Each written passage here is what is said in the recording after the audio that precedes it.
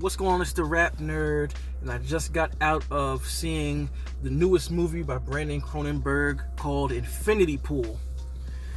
Ooh, boy. I don't know if y'all ever heard this concept or this idea, but I'm going to re-present it to y'all. Some things are worse than death. And this movie brings that concept to life full swing. Jeez. Look, I had to watch the trailer again because I don't remember how much was said in the trailer, and I don't want to spoil it for anyone. So the synopsis I give is going to be what was in the trailer, right? So Alex Skarsgård's character is named James. He is a writer who wrote a book 6 years ago, and he hasn't written anything since. He had no inspiration. So him and his wife, who is the rich one of the couple, because his book really didn't do anything, and they got bad reviews, blah, blah, blah, blah, blah. They travel to this foreign land for quote-unquote vacation and inspiration. So while they're there, they meet this couple, one of which being Mia Goth's character, and they have this fun time. They go out to the beach, get a little drunk, smoke a little something, and a weird scene happens that's like sets the tone immediately.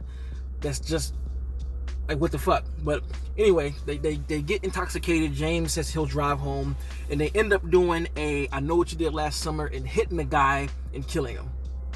Now, in this country, the penalty for them in any crime is death. So they're like, look, you're gonna die. But in this country, if you can pay a hefty lump sum of money, we'll make a clone of you that will get executed in front of the family so it can look like justice has been served, right?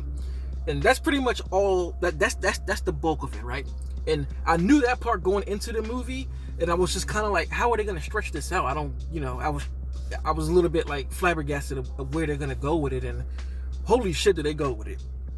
They take this thing so far, it is ridiculous. And a little piece of that in the trailer is what I was talking about when I say some things are worse than death, because he had to sit there and watch himself be killed by one of the kids' families of the man that they killed. And I can only imagine how fucking awful that would be to watch yourself get killed by somebody. And then his wife was sitting there watching it too. So you know, it just, oh my God, it's just a gut punch. In the trailer, there's a scene where she goes, how, it's disgusting. How could you just sit there and watch like a robot? And that part is what opens up a whole different thing. Like I wonder, man, because that little line has you thinking, because there's another scene after that in the movie that delves deeper into that concept and just makes you go like, what the fuck? Because of the way they do these clones. So that's one layer of it.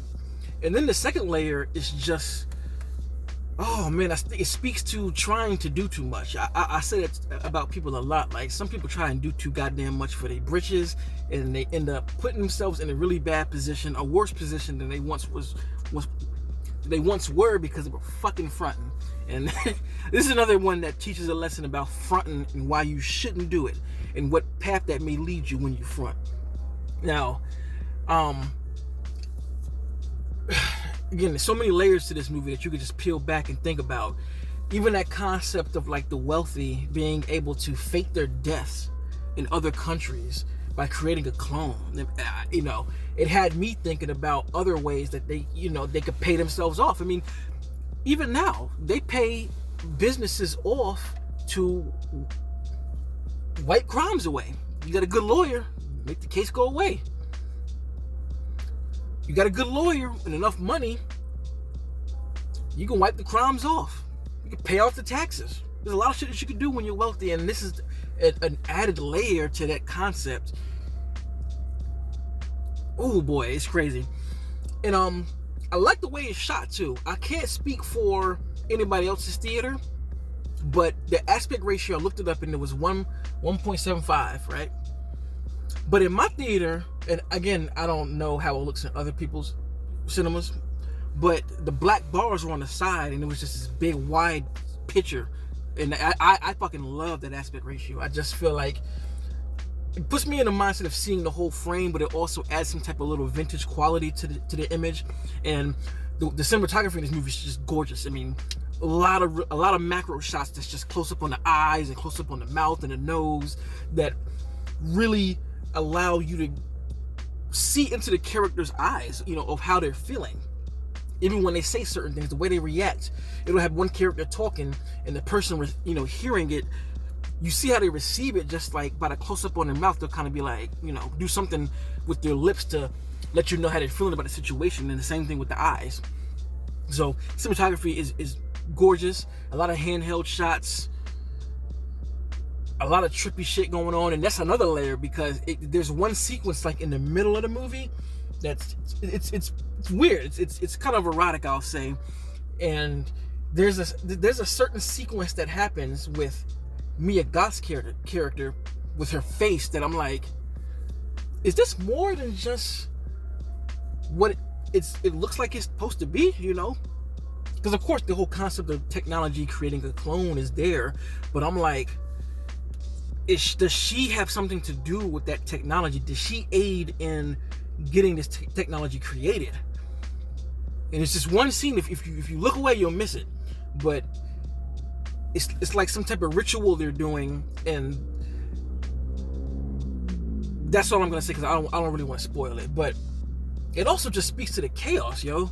This is pretty much like it speaks to how foul humans can be, because when you get the idea of the concept of the infinity pool and how you can just kind of do whatever and get away with it, it opens up this sadistic nature in humans. Because I gotta run it back for a second. James and his wife meet Mia Goth and her husband, and when they meet them, they meet another group of people that Mia Goth's character hangs with. It's like a set of like 6 to 8 people, I believe, and we follow them around this whole time, and we just see how it's just sadistic. It's like, if you ever seen Devil's Rejects, right? This is like that, but less. How can I say it? They're more sadistic in my opinion with the shit that they do, but they're just not as in your face and dirty about it like Rob Zombie. But they come off as playful and just cultured, but in the most sadistic and terrible way. That's the only way I can put it. Like, it's frightening. There are a number of scenes that just chilled me to the bone with how they were fucking acting. And I'm saying this without spoiling anything, but that one scene in the trailer where Mia Goth is pointing the gun and she's laughing and like, "Hi, James." Like, that scene is, and there's some before that are even worse. And oh my god, to speak of that scene, if you think that was bad when she's pointing the gun yelling James, the further that shit goes, it's got to be one of the worst demeaning of a character that I've seen. Just, again, there's a lot of, I'm not gonna say the worst as in all of them, but the way they demean a certain character and pull this motherfucker apart limb by limb, and you just see it worn on this character's face the whole time, and the realization of how stupid he is. And this goes into what I was saying about fronting doesn't get you shit. They always say fake it till you make it. That ain't always the best thing to do. You know what I'm saying? Fake it till you make it and get you fucked up. And definitely doesn't, man. So this movie was an experience. I enjoyed myself at the theater. It's disturbing. I will say that it's sadistic. I'm interested to see what the unrated version on Blu-ray looks like, because I thought this film was pretty wild as is.